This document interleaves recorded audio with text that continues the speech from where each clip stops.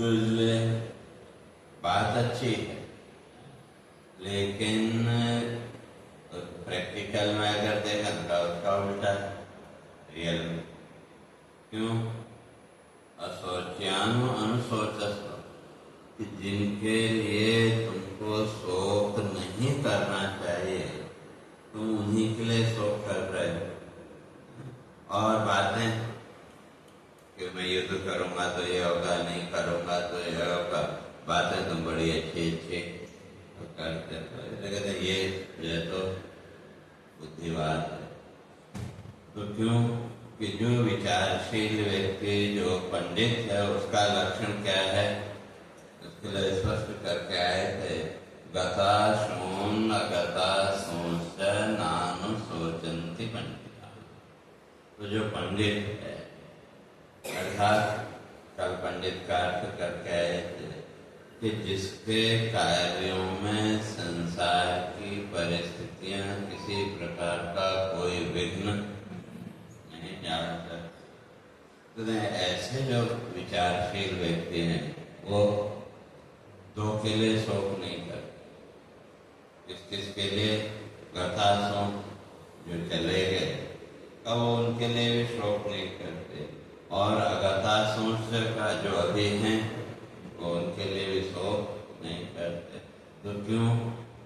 कभी जो गए वो तो अपना जो भी प्रारब्ध भोग था, कल चर्चा करते हैं 3 प्रकार का प्रारब्ध, उनमें से जो भी था उस प्रारब्ध भोग को पूरा करके और आगे के लिए जो भी नया कर्म संकल्प उन्होंने किया उसके आधार पर उनका आगे का वो बना। और जो अभी जीवित हैं अब वो अपना प्रारब्ध भोग पूरा करेंगे। क्यों? हमारे चिंता करने से या हमारे दुखी होने से वो किसी का वो प्रारब्ध भोग टल जाएगा, वो तो कभी भी संभव नहीं है। तो इसलिए जो जीवित हैं तो वो अपना अपना जो भी प्रारब्ध, चाहे वो सुख का दुख का जैसा भी है, वो उनको भोगना पड़ेगा। और अपने कर्म संस्कारों के अनुसार और अपना अपना जो भी कर्म है वो करेंगे। पाप पुण्य जो भी है वो कर्म संस्कार कह लें या वो प्रारब्ध कह लें, उसके अनुसार वो करेंगे। तो इसलिए जो विचारशील व्यक्ति है, भगवान कहते वो इनके लिए शोक नहीं करता। और शोक का कारण कि हमने जो हमको दिख रहा है, जब उसी को हमने सत्य मान लिया तो शोक वृत्ति जीवन में आए। तो वो जो दृश्य है, जो भी जब उसी को हमने सत्य माना तो उसके साथ में इच्छा प्रकट हुई, और फिर उस इच्छा के साथ बाकी चीजें, बाकी संसार से जो भी शोक मोह आदि जो वृत्ति हैं वो और जुड़ती चली गई। तो इसलिए उसको कह दे पंडित लोग जो तो उसके लिए चिंता नहीं करते। तो क्यों? तो उसके लिए फिर आगे उदाहरण दे रहे हैं। न त्वेवाहं जातु नासं न तुम नैवे जनाधिपा न चैव न भविष्यामः सर्वे वयमतः परम्। का तुम क्या सोच रहे हो कि भाई युद्ध होगा तो ये सब मारे जाएंगे? भगवान कहते हैं ऐसा नहीं है। तुम ये नहीं समझो कि ये सब लोग पहले नहीं थे। ठीक है, रूप अलग अलग हो सकता है, लेकिन पहले भी वो जो जीव है वो तो पहले भी, जिसको हम जीव कहते हैं, क्योंकि जीव तो अपने कर्म संस्कारों के अनुसार एक समय के बाद नया नया शरीर धारण करे। जैसे है ना मोबाइल, तो शरीर को भी अगर देखो तो पूरा सिस्टम वही है। अब जो मोबाइल है उसकी कितना भी बढ़िया कंपनी का मोबाइल लो, या आपने आज तो एप्पल टॉप पर एप्पल का भी आपने लिया है, तो वो भी कितने साल चलेगा? उसकी भी एक अपनी लिमिट है कि, तो उसके बाद बदलना पड़ेगा। लेकिन सिम कार्ड तो वही है कि मोबाइल आपने चेंज किया, लेकिन सिम कार्ड तो, और वो मोबाइल फिर आपकी जैसी सामर्थ्य उसके अनुसार कभी सस्ता लिया कभी महंगा लिया, वो चलता है। तो उसी तरह से यहाँ भी भगवान वही कह रहे हैं कि जो तुम ये सोच रहे हो कि भाई युद्ध में ये सब मारे जाएंगे, वो भी धारणा तुम्हारी गलत है। केवल शरीर नष्ट होगा, और ये जो शरीर है का ये तो काल क्रम से एक न एक दिन नष्ट होना ही है। कितना भी इसको बचाने की, कितना भी इसको सुरक्षित रखने की कोशिश करें, तो समय के साथ एक न एक दिन इसको नष्ट होना ही है। तो इसलिए ये मत समझो कि भाई ये लोग पहले नहीं थे, तो इसलिए न तो ये अहम जातुम न आसुम। तो और जहाँ तक जन्म और मृत्यु की बात है का, वो भी क्या है? वो भी एक प्रकार का भ्रम, क्योंकि वेदांत की दृष्टि से देखें तो न किसी वस्तु की उत्पत्ति, उत्पत्ति माने जन्म, न किसी वस्तु का जन्म और न वस्तु का नाश। मुझे वस्तु जन्म ही नहीं हुआ तो नाश भी नहीं। तो फिर ये सारा जितना भी ये जगत दिख रहा है, फिर ये क्या है? का केवल रूपांतर मात्र। जो पांचों भूत हैं, पृथ्वी, जल, तेज, वायु और आकाश, इन पांच भूतों का रूपांतर मात्र सारा। तो कोई भी वस्तु वास्तव में अगर देखें का वो उत्पन्न होती ही नहीं, केवल थोड़ी देर की प्रतीति। जैसे स्वप्न देखते हैं, तो स्वप्न में जो भी दृश्य आपने देखे, जो कुछ भी देखा, उस समय वो सारे दृश्य सत्य से लगते हैं कि, तो स्वप्न में आपने एक बूढ़े आदमी को भी देखा, एक बच्चे को भी देखा, तो दोनों की आयु कितनी? दोनों की आयु तो स्वप्न में तो बराबर है कि, चाहे वो बच्चा हो चाहे बूढ़ा हो, स्वप्न में दोनों की आयु तो, लेकिन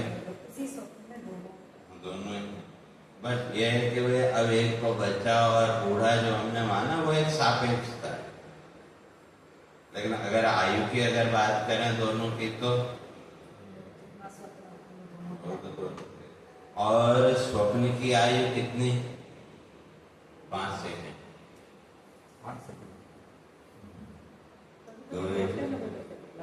इसीलिए आज जो साइंटिस्टों ने भी इस बात को प्रूव किया कि वे कोई भी प्राणी ज्यादा से ज्यादा कितना स्वप्न देख सकेगा? 5 सेकंड। 5 सेकंड से ज्यादा स्वप्न की आयु है ही नहीं। मतलब लंबे से लंबा जो हम कहते हैं ना स्वप्न का, तो वो कितनी देर का? 5 सेकंड। और वो 5 सेकंड में क्या क्या दृश्य हम देख लेते हैं। तो अब वो जो स्वप्नों के जो दृश्य हमने देखे, वो दृश्य उत्पन्न हुए या वो दृश्य की हमको प्रतीति हुई? प्रकट हुई, क्योंकि है नहीं, ऐसा नहीं कहते ले स्वप्न है, लेकिन उस समय वो दृश्य आपको सच्चा लग रहा है, और उस दृश्य को लेकर के सुख दुख की भी अनुभूति होती है कि नहीं? जो भी है सुख दुख की अनुभूति हुई ना, तो इसलिए दृश्य है ही नहीं, ऐसा नहीं कह सकते। दृश्य तो सामने दिख रहा है ना, लेकिन वो जितने भी दृश्य हैं का वो उत्पन्न नहीं, प्रकट होना और उत्पन्न होना दोनों एकदम अलग अलग हैं। तो अब वो जो दृश्य है, तो आपने जो स्वप्न देखा वो कहाँ देखा? हृदयाकाश में। और हृदयाकाश में जगह कितनी? जो सुई है, सुई में जो धागा डालने की जगह होती है, कहते उतनी सी जगह है। चलो वहां तक हमारी दृष्टि नहीं गई, तो वो जो स्वप्न देखा कहाँ देखा? जहाँ कमरे में हम सोए। वो कमरा कितना बड़ा होगा? बड़े से बड़ा भी होगा, तो मान लो 100 बाई 100 का मान लो, तो बड़ा कमरा भी है। और वो जो दृश्य आपने देखे, तो वो दृश्य उस कमरे में आ सकते हैं क्या? नहीं समझ से। तो अगर वो दृश्य वास्तव में उत्पन्न हुए होते, तो जहां आप स्वप्न देख रहे थे, तो वो जगह रहती क्या सुबह तक? तो वो जगह तो यूं कहते हैं, उसमें तो कोई अंतर आया। तो इसलिए कहते हैं वो सब जितने भी वो दृश्य हैं, वो सब क्या उत्पन्न नहीं, वो प्रकट हुए।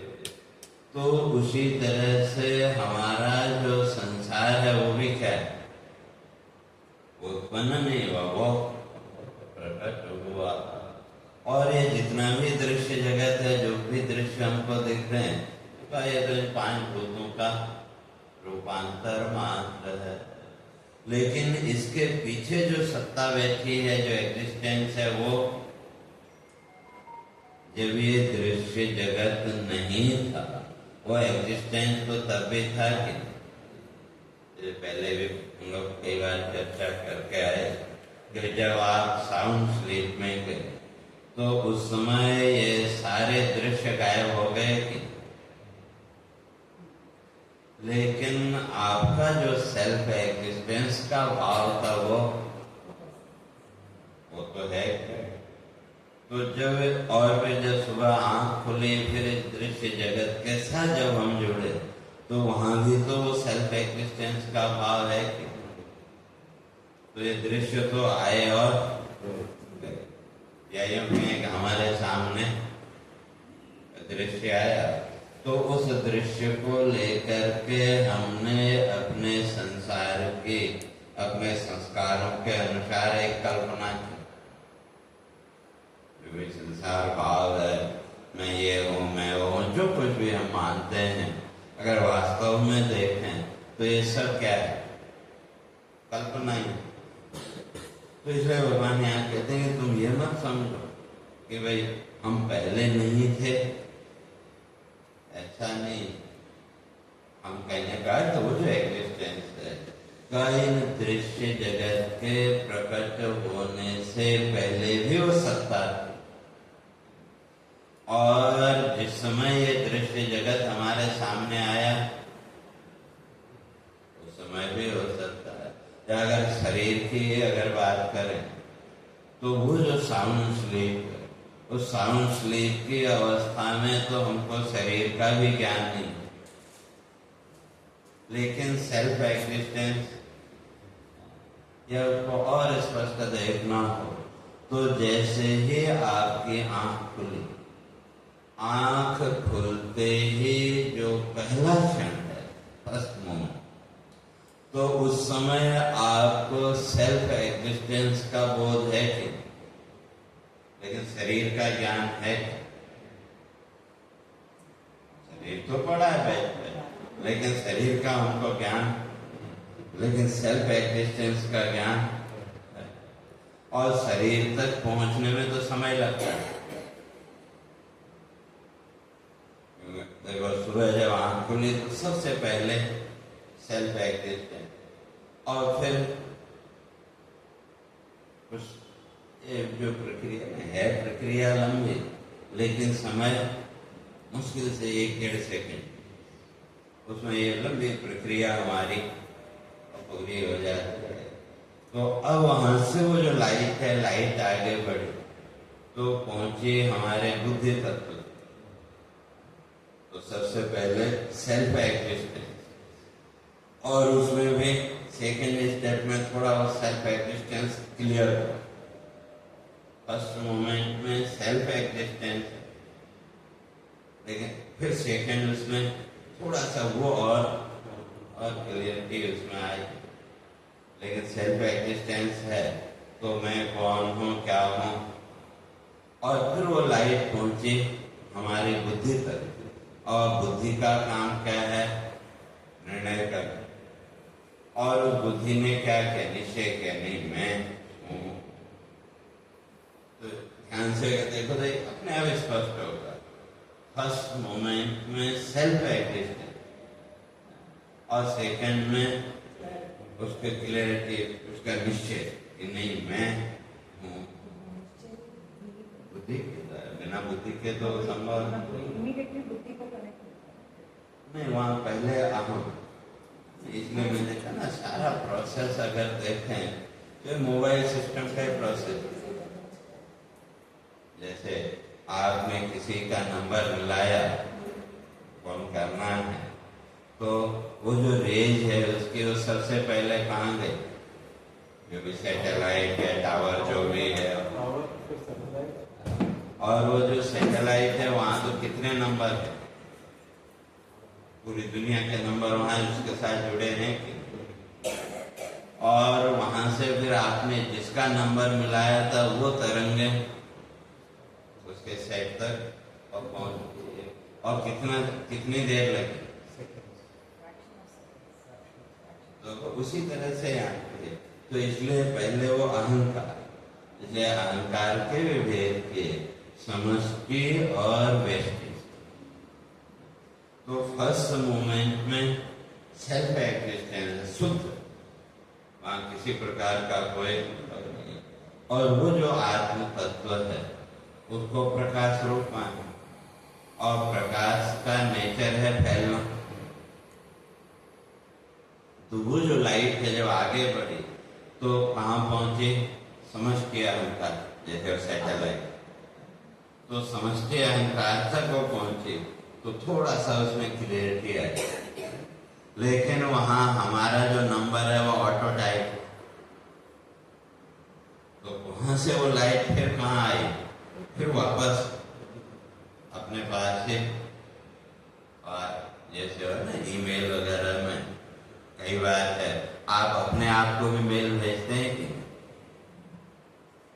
फोन में तो उतना नहीं होता, लेकिन ईमेल वगैरह में अपने मेल से अपने कोई आप मेल भेज सकते हैं, वही प्रोसेस। तो पहले वो जो लाइट थी वो कुछ समझती, उसके साथ होती, और फिर वहां से हमारा जो नंबर है वो ऑटो डायल सिस्टम में पड़ा, तो वही लाइट फिर वापस फिर हम तक आई, तो अहम तत्व तक। तो जब वो अहम तत्व तक वो लाइट पहुंची तो वहाँ थोड़ा सा और क्लियरिटी, लेकिन अभी निश्चय। फिर वो लाइट आगे बढ़ी तो आगे है बुद्धि, और बुद्धि का काम है निर्णय करना। तो जब वो लाइट बुद्धि को मिली तो बुद्धि ने क्या किया, नहीं मैं हूँ, लेकिन मैं कौन हूँ, क्या हूँ, अभी पता नहीं। और फिर वो लाइट आगे बढ़ी तो आगे है चित्त, और हमारा ये जो चित्त है ये हमारा ब्लैक बॉक्स।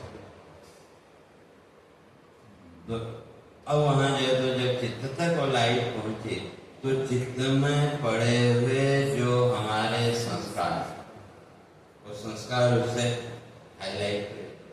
तो उन संस्कारों ने हमको ज्ञान कराया कि मैं हूँ। तो उसके साथ ही हमें अपना नाम आदि जो कुछ भी, तो कहीं न कहीं उसके साथ फिजिकल कनेक्टिविटी थोड़ी सी, बहुत ज्यादा नहीं, थोड़ी। और उसके साथ ही भाई मैं कहाँ हूँ, अपने घर में है कि कहीं दूसरी जगह है, वो सब धीरे धीरे वो क्लियर हुआ।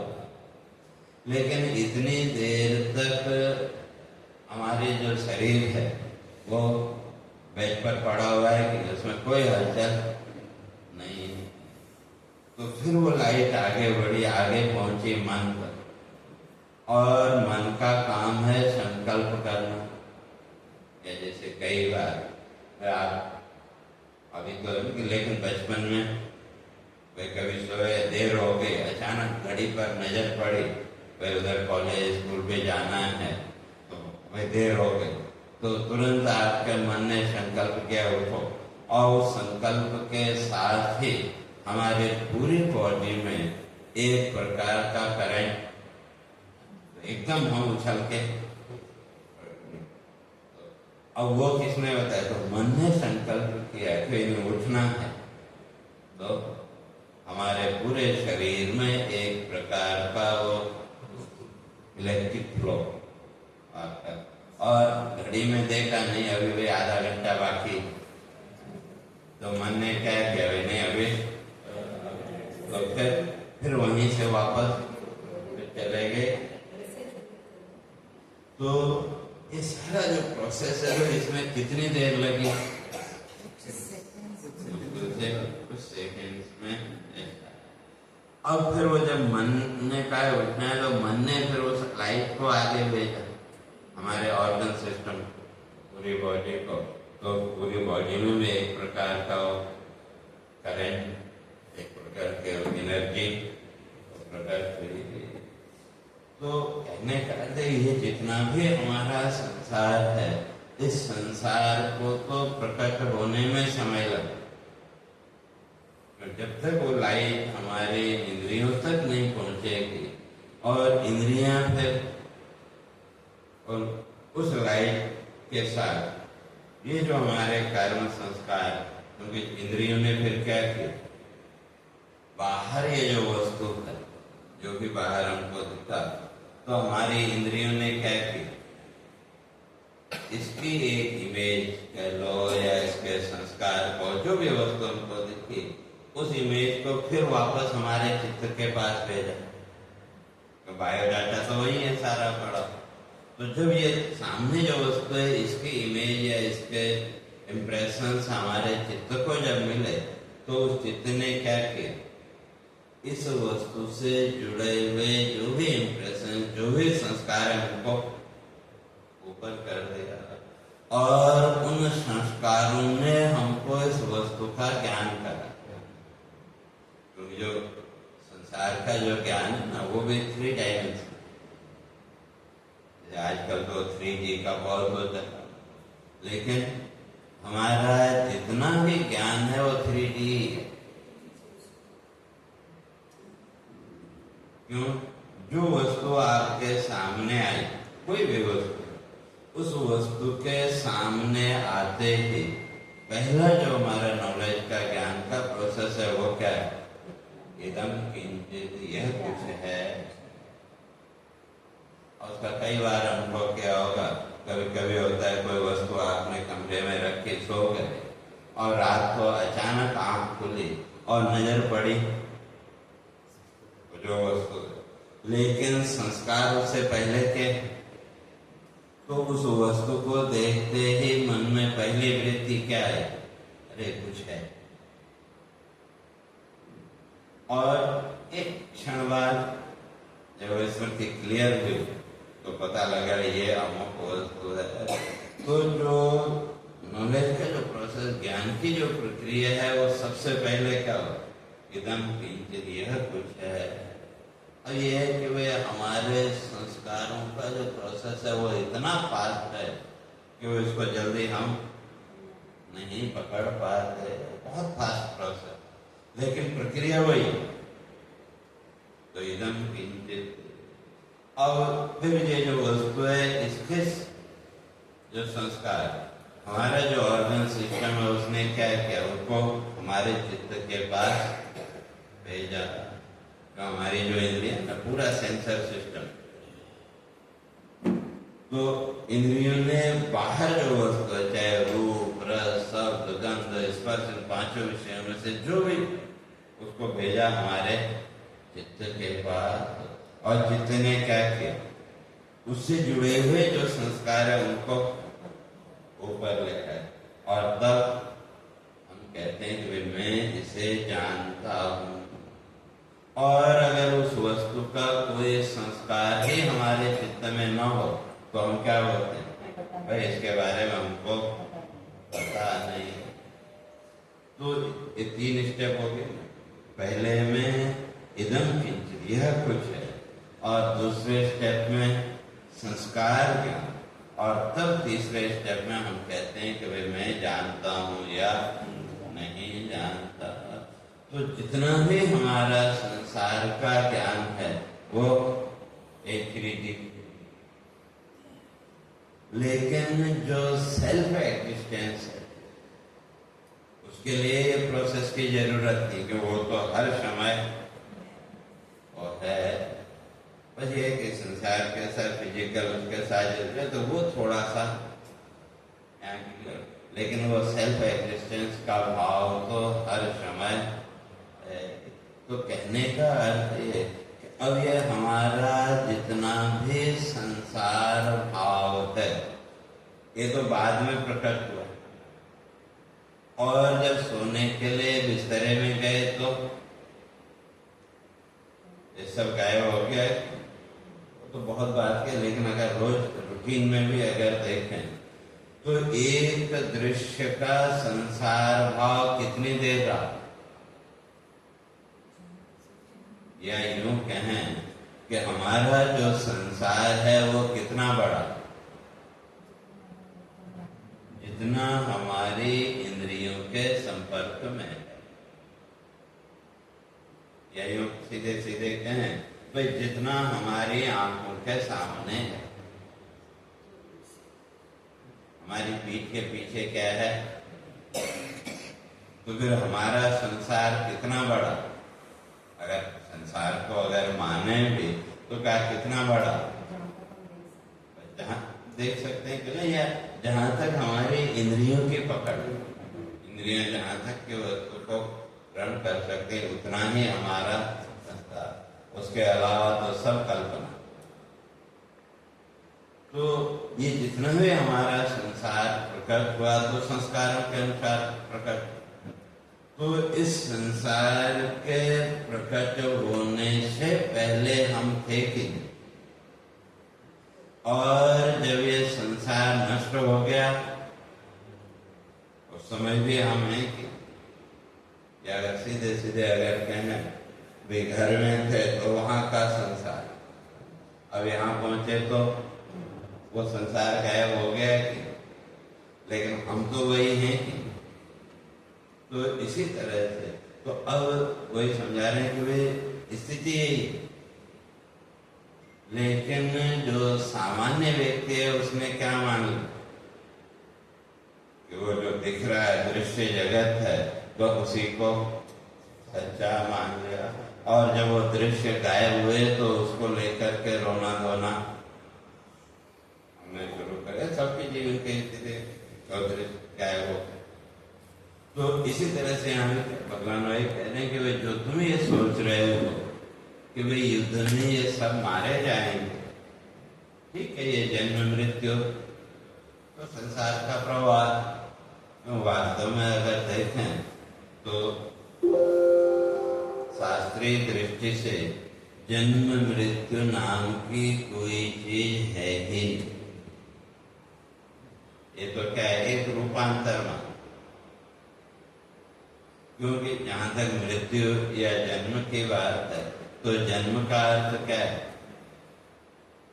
जिसका पहले एग्जिस्टेंस नहीं था उस एग्जिस्टेंस का सामने आना या उसका उत्पन्न होना। लेकिन इस ब्रह्मांड में एग्जिस्टेंस तो एक ही है, आत्मा कह लो या ब्रह्म कह लो। तो अब ये जो जन्म आदि है तो इसीलिए संसार के 6 दोष माने, जायते अस्ति वर्धते विपरिणमते अपक्षीयते विनश्यते। तो संसार के जितने भी पदार्थ हैं उन पदार्थों में ये 6 दोष मिले, और हमने उसी को जगत मान लिया, उसी को यथार्थ मान लिया। तो कहते हैं जायते, जन्म हुआ, जो भी शरीर आदि का जन्म हुआ, तो वो जो जन्म है वो भी कैसे हुआ, उसके लिए हमारे पास कोई जवाब है? किसी के पास कोई जवाब नहीं। एक आजकल साइंटिस्ट उसको खोजने में लगे हुए, लेकिन संभव नहीं है। तो इसीलिए का इसी का नाम माया। अगर माया को अगर समझना हो तो कहते हैं इस शरीर की प्रक्रिया को समझ लो तो माया समझ में आ जाए। तो इससे बड़ा और इंद्रजाल क्या हो सकता? तो कहा ये तस्मात् किमिव इंद्रजालम अपरम यद् गर्भवासस्थितम्। कहते हैं गर्भ में इस शरीर का निर्माण कैसे हुआ, कोई बता सकता है क्या? आज के साइंटिस्ट भी उसको नहीं बता, लेकिन हमारे ऋषियों ने वो भी पूरी रिसर्च की। लेकिन वहाँ ये कहते हैं कि भाई हमको या कोई मूर्तिकार है उसको एक मूर्ति बनानी हो तो उसके लिए उसको कितनी सामग्री जुटानी पड़ती है। और गर्भ में जो शरीर का निर्माण हुआ उसके लिए आपने कौन सा रॉ मेटीरियल इकट्ठा किया? ये इंद्रजाल नहीं तो और क्या है? तो इससे बड़ा इंद्रजाल और क्या हो? इंद्रजाल कह लो, जादू कह लो या चमत्कार कह लो, जो भी कह लो, इससे बड़ा तो और कोई चमत्कार दुनिया में हो नहीं सकता। तो और इतना सब होने पर भी अब देखो, कहते हैं जो शरीर के अंग कभी ऐसा नहीं हुआ कि शरीर का अंग एक स्थान से दूसरे स्थान पे गया। जो भी आँख, नाक, कान आदि जो भी है, जिस शरीर के अंग को जहाँ होना चाहिए वो वहीं है अपने। और उसके साथ साथ इन अंगों में वो एनर्जी, वो शक्ति कहाँ से आए? तो उसका कोई जवाब है? कोई जवाब नहीं। तो इसलिए कहते हैं इससे बड़ा इंद्रजाल या इससे बड़ी माया तो और क्या हो सकता? तो कहने का अर्थ इसलिए जो उत्पत्ति है, कहते हैं उत्पत्ति वास्तव में वो है ही नहीं, केवल इन 5 भूतों का रूपांतर मात्र। जैसे इन समझो या 3 गुणों की प्रक्रिया मान लो। जैसे शायद पिछली बार भी अपने चर्चा किए थे, वे आप घर में दाल बनाते हैं, कई बार मिक्स भी बनाते हैं कि 2-3 तरह की दाल आपने मिक्स की तो एक नया टेस्ट आपको मिला। लेकिन आप कहते हैं आज तो नया बना है, लेकिन नया क्या है? अगर विचार करके देखें तो नया क्या है? नया तो कुछ नहीं है, वस्तुएं बेसिक तो वही। अब वो जो उसका रेशियो रोज चेंज करते जाओ तो हर रोज आपको एक नया टेस्ट मिलेगा कि नहीं? लेकिन विचार के द्वारा देखो तो नया क्या है? नया तो कुछ है ही नहीं। वह उसके जो मिक्सचर है, वो जो रेशियो है वो आप चेंज करते गए तो मान लिया कि भाई ये नया है। तो भाई माया का काम भी वही, उनका काम भी। तो इसलिए जो तीनों गुण, ये तीनों गुणों की जो मात्रा, सत्व, रज और तम, इन तीनों गुणों की मात्रा बदलती गई तो एक नया रूप हमारे सामने प्रकट होता है। जितना भी ये भौतिक जगत का जितना भी ये दृश्य है, क्यों अगर उसमें वो माया नहीं होती तो एक ही माता पिता के 2 संतानों में अंतर क्यों? चाहे शरीर की बात करें, बुद्धि आदि की बात करें, उस सब में वो अंतर क्यों? तो वो जो तीनों गुणों का पहले या 5 भूतों का वो जो पहले वो उसका जो रेशियो है वो चेंज हुआ तो उस हिसाब से शरीर, मन, बुद्धि आदि में भी और अंतर आ गया। और फिर हर एक व्यक्ति के शरीर की प्रकृति अपनी अलग अलग है कि नहीं? इस संसार में इतने प्राणी हैं, किन्हीं भी 2 व्यक्तियों के नेचर आप एक जैसा नहीं। नेचर क्या, यहाँ तक कि जो आंख की पुतली है उसमें भी समानता नहीं मिली। तो ये कैसे? फिर हम तो फैक्ट्री में जो वस्तु बनाते हैं तो वो कितनी बना सकते हैं? भाई एक सांचा बनाया तो उसी में वो चलता रहता है। तो इसलिए कहते हैं कि भाई इससे बड़ा इंद्रजाल, इससे बड़ी माया और क्या हो सकता है। तो अब ये जितने भी दृश्य हैं, तो ये दृश्य क्या है? ये तो प्रकट है, लेकिन इन दृश्यों के प्रकट होने से पहले तुम नहीं थे। भगवान कहते हैं ऐसा नहीं है, और मैं नहीं था ऐसा भी नहीं है कि मैं भी था और तुम भी थे। तो है ठीक है, रूप अलग हो सकते लेकिन मिक्सचर अलग हो, तो रूप अलग अलग होते हैं। इसलिए और ये जितने भी सामने खड़े हैं का ये नहीं रहेंगे, तो ऐसा भी नहीं है। ठीक है, युद्ध हुआ तो युद्ध में शरीर नष्ट होगा, लेकिन जो तत्व है वो तो है, और वो कौन है? तो वो ये सूक्ष्म शरीर। तो इसीलिए हमारे ऋषियों ने इस बात को माना कि जब तक सूक्ष्म शरीर है का वो अपने लिए स्थूल शरीर ढूंढ ही लेगा। जब तक सूक्ष्म शरीर है वो अपने लिए स्थूल शरीर ढूंढ ही लेगा। और जो भी गति, परलोक आदि गति, जो कुछ भी हम मानते हैं, तो वो किसकी है? आत्मा की नहीं, वो जो सूक्ष्म शरीर है उसकी ही गति है। क्यों? जो आत्मा तो व्यापक है, तो आत्मा में किसी प्रकार की कोई गति, ठीक है, लोग परंपरा वो चल पड़ी, हम कहते हैं आत्मा की शांति के लिए ये करो वो करो, लेकिन वास्तव में आत्मा नहीं, बल्कि वो जो सूक्ष्म शरीर विशिष्ट जो चेतना है वो बस खत्म होगा, फिर ही जन्म मरण खत्म होगा, ऐसा होगा ही नहीं। सूक्ष्म शरीर में तो ये 17 तत्व है। इसलिए पहले भी मैंने शायद स्पष्ट किया था कि दर्पण है, मिरर। तो दर्पण कांच के टुकड़े के अतिरिक्त और क्या है? कांच का टुकड़ा ही। लेकिन कांच के टुकड़े को आप दर्पण कह सकते हैं क्या? तो वो दर्पण कब बना? जब उसके पीछे एक तरफ हमने पॉलिश लगा। तो इसी तरह से, तो जैसे वो कांच का टुकड़ा अपने स्वरूप में एकदम शुद्ध है,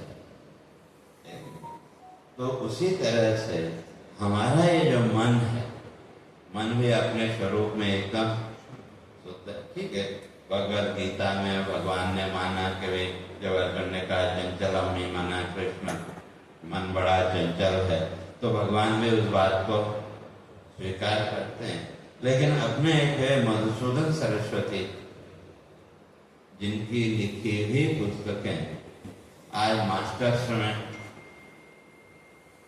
उनके स्टडी होती है, तो वो कहते हैं कि वे नहीं, मन चंचल नहीं है, मन बिल्कुल भी चंचल नहीं है।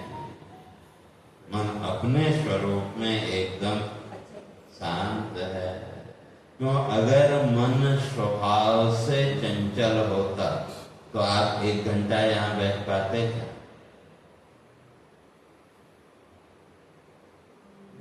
तो इसलिए मन जो है वो अपने स्वरूप में एकदम शांत है। तो कैसे? तो का चतुद्रव्य लाभ, पहले वो पार्सल वगैरह भेजना हो तो वो गरम करके सील लगाते थे, या वो लाख की चूड़ी वगैरह भी वो बनती हैं। तो वो जो लाख का जो टुकड़ा है, या ये समझ लो मोमबत्ती समझ लो, तो वो जो मोमबत्ती है वो अपने स्वरूप में एकदम शांत है जी, लेकिन जैसे ही उसको अग्नि की गर्मी मिली उसमें चंचलता आ गई। तो इसी तरह से हमारा जो मन है वो भी अपने स्वरूप में एकदम शांत है, लेकिन जैसे जैसे मन विषयों के साथ जुड़ता गया वैसे वैसे यह अशांत होता गया। और उस मन की शांति का अनुभव नहीं है ऐसा भी नहीं कह सकते, प्रत्यक्ष है।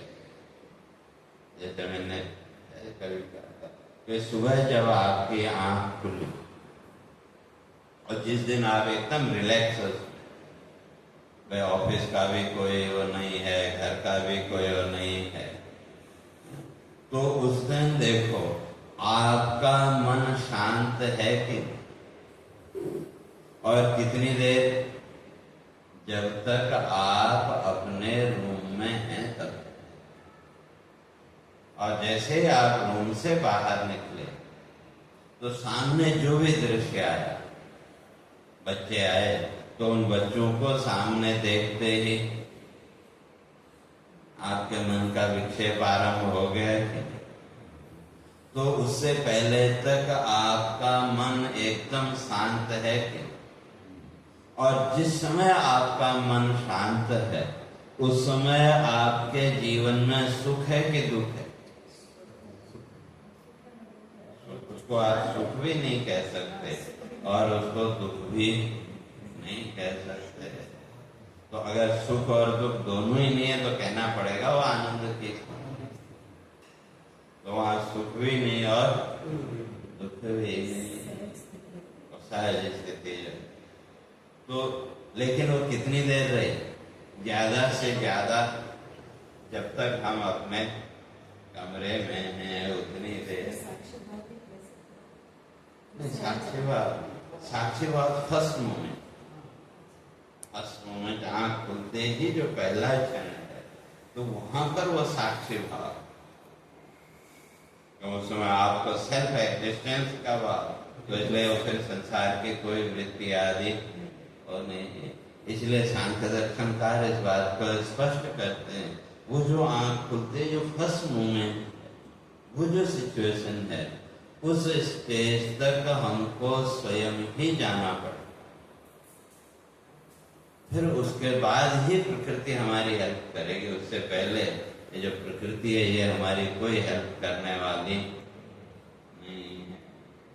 लेकिन अब वहां तक जाने के लिए अब जैसे संसार में आए उसका उल्टा हमको जाना पड़ेगा, तब उस स्टेज तक तो हम पहुंचेंगे। तो जो मन है तो वो अपने स्वरूप में एकदम शांत, और जैसे जैसे विषयों के साथ जुड़ता गया तो उसमें और अशांति आती गई, चंचलता आती गई। तो इसलिए भगवान वही कहते हैं कि ये सारा तो अगर चंचलता आदि होती है तो ये इंद्रिय सापेक्षिक हैं या दृश्य सापेक्षिक है। कोई दृश्यों के साथ हम जुड़े तो चंचलता आदि आई, फिर इन्हीं दृश्यों को हमने सत्य मान लिया। तो इसलिए यहाँ भगवान कहते हैं कि भाई ये जितने भी योद्धा सामने खड़े पहले ये नहीं थे ऐसा, तो इसलिए जो गति है वो उसी सूक्ष्म शरीर के वजह में, तो मन अपने स्वरूप में एकदम शांत शुद्ध है। अब उसके पीछे लगी पॉलिश, 5 ज्ञानेंद्रियों के संस्कार, 5 कर्मेंद्रियों के संस्कार और 5 प्राण के संस्कार। तो इसलिए जो सूक्ष्म शरीर, तो पुराणों में वहां 16 ही तत्व माने, वेदांत में 17 तत्व माने, लेकिन पुराणों में 16 ही तत्व माने। वो इसलिए कि ये जो 4 अंतःकरण के जो 4 भेद के मन, बुद्धि, चित्त और अहंकार, तो वास्तव में ये 4 हैं ऐसा नहीं, बल्कि एक ही मन के कार्य को लेकर के 4, मन के कार्य को लेकर के 4 भेद है। तो इसलिए वो जो मन है उसके जब वो पॉलिश लगी तो अब वो क्या बन गया? दर्पण। जैसे कांच का टुकड़ा उसके एक तरफ हमने पॉलिश लगाई तो वो दर्पण बन गया। तो उसी तरह से मन के एक तरफ जब ये पॉलिश लगी इन 15 तत्वों के, तो वो क्या बन गया? सूक्ष्म शरीर। और जितना भी जीवन का व्यवहार है उसको अगर हम देखें तो इन 15 संस्कारों के अतिरिक्त जीवन और क्या है? या संसार भी अगर कहें, तो हमारे ये 15 प्रकार के जो संस्कार, इनके अतिरिक्त संसार और क्या है? तो जो प्राण के संस्कार हैं, वो इस शरीर को, जो प्राणवायु है उसको तो चला रहे हैं 5 प्राण के संस्कार। उन 5 प्राण के संस्कारों ने इस शरीर को खड़ा रखा। और ज्ञानेंद्रियों के संस्कार हमको ज्ञान की ओर प्रवृत्त करते हैं, कर्मेंद्रियों के संस्कार हमको कर्म की ओर प्रवृत्त करते हैं। तो विचार करके अगर देखें, इन 15 प्रकार के संस्कारों के अतिरिक्त संसार और क्या है? लेकिन अब जब वो पॉलिश लगी, तो दर्पण की विशेषता, 3 विशेषताएं। एक तो दर्पण जो दिखाएगा उल्टा दिखाएगा, और दूसरा अपने गुण धर्म को उसमें जोड़ देगा, और तीसरी विशेषता है कि दर्पण अपने पास कुछ नहीं रखता। दर्पण अपने पास कुछ नहीं रखता। आप दर्पण के सामने से हटे तो वो जो प्रतिबिंब देख रहे थे वो भी हो गए। और चौथी, जो वस्तु उसके सामने आएगी उसके छाया को दिखा देगा। ये 4 विशेषताएं दर्पण की। और वही विशेषता हमारे अंदर मन की भी कह, सूक्ष्म शरीर। क्यों? अब इंद्रियों ने क्या किया? इंद्रियों का जो सेंसर सिस्टम है, तो उसने क्या किया? ये जो 5 विषय हैं, रूप, रस, शब्द, गंध, स्पर्श, इनमें से जो विषय सामने आया, हमारी वो इंद्रिय एक्टिव हो गई कि अपने आप एक्टिव हो गए, हमें को कुछ नहीं करना पड़ा। और उस इंद्रिय ने एक्टिव होते ही क्या किया? बाहर जो वस्तु थी, बाहर जो दृश्य था, उसके इंप्रेशंस को हमारे चित्त के पास, पूरा वही सेंसर सिस्टम जैसे आजकल सेंसर सिस्टम है, तो सेंसर भी क्या करते भाई, जब तक उसके रेंज में कोई हलचल नहीं है तो वो था, और जैसे ही कोई हलचल हुई उसकी रेंज में तो उसका जो भी अलार्म आदि जो कुछ भी हो, तुरंत वो एक्टिव हो जाता है। और उसके साथ ही बाहर जो दृश्य है उसको आपने जो अंदर स्क्रीन लगा रखा है उसका दिखा दिया कि। तो उसी तरह से हमारी इंद्रियों ने भी क्या किया? बाहर के विषय को हमारे चित्त के पास, चित्त का जो स्क्रीन है वहां भेज दिया, और वहां उस स्क्रीन को देखते ही हमारे चित्त ने क्या किया? उससे संबंधित जो संस्कार है उसको ऊपर, जैसे आजकल देखो ना, ये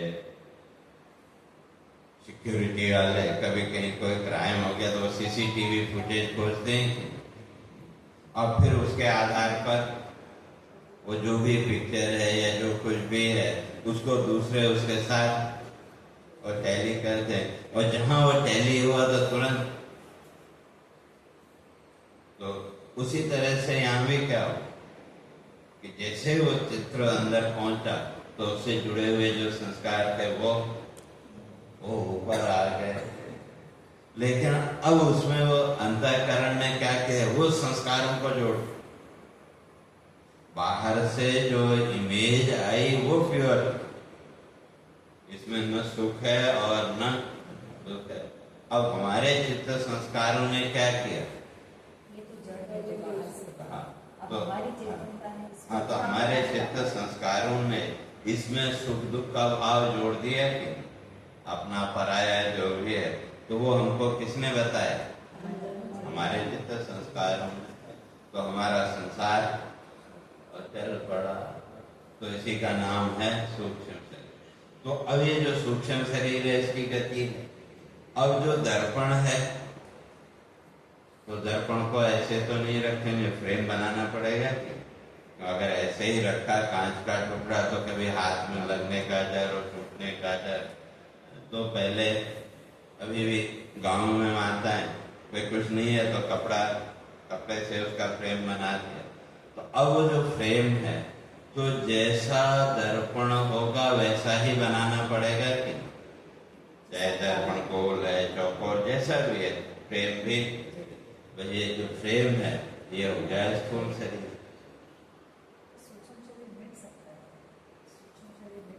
हाँ तो पॉलिश हटा दो। इसलिए वेदांत की प्रक्रिया वही है। इसलिए योग और वेदांत की जो समाधि है उसमें अंतर है। तो वेदांत की जो समाधि की प्रक्रिया है वो कहते हैं वो इस पॉलिश को पूरी तरह से हटा।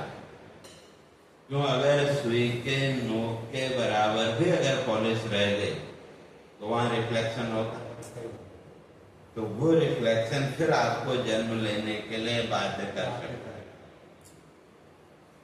तो इसलिए वेदांत की जो प्रक्रिया वो है कि उस पॉलिश को पूरी तरह से साफ करना। और जो योग की जो समाधि है वहां उसको छूना ही नहीं है पॉलिश को, खाली दर्पण को सीधा करना। अंतर दोनों में इतना ही है। तो इसीलिए गजेंद्र स्तुति में तो जो गजेंद्र ने क्या मांगा, वो कहते हैं भगवान मैं कुछ नहीं चाहता, मैं ये भी नहीं चाहता कि मुझे इस शरीर से मुक्ति मिले, क्योंकि ये शरीर तो एक न एक दिन अपने आप नष्ट हो ही जाएगा। पर केवल आप इस सूक्ष्म शरीर को नष्ट कर दो। जब सूक्ष्म शरीर ही नहीं रहेगा तो फिर जन्म किसका होगा? तो इसलिए जो भी गति आदि है वो सूक्ष्म शरीर को लेकर के, तो इसलिए भगवान कह रहे हैं कि भाई ये पहले नहीं थे, ऐसा नहीं, क्योंकि उन कर्म संस्कारों के अनुसार वो सूक्ष्म शरीर को रहेगा। और जब तक वो सूक्ष्म शरीर रहेगा वो अपने लिए नया शरीर ढूंढ ही लेगा। तो इसलिए तुम ये चिंता मत करो कि भाई ये नहीं रहेंगे, ये भी रहेंगे, पहले भी थे, अभी भी हैं और बाद में भी रहेंगे, और युद्ध के बाद नष्ट हो जाएंगे। न चैव न भविष्याम सर्वे वयमतः परम। तो हम नहीं रहेंगे या कल को नहीं रहेंगे, भगवान कहते हैं ऐसा नहीं, हम सब पहले भी थे, अभी भी हैं, और जब तक ये कर्म संस्कार चित्त में रहेंगे तब तक बाद में भी रहेंगे। तो जब रहना है तो सब अपने अपने कर्मों के अधीन सब चल रहे हैं, तो क्या फिर इनके लिए तुम शोक क्यों करते? तो इसलिए इनके लिए जो शोक करना वो बुद्धिमत्ता नहीं है, बुद्धिमानी नहीं है। तो इसलिए जो ज्ञानी है, विचारशील व्यक्ति का दोनों के लिए शोक नहीं करते। तो क्यों? फिर आगे उसको और स्पष्ट करेंगे।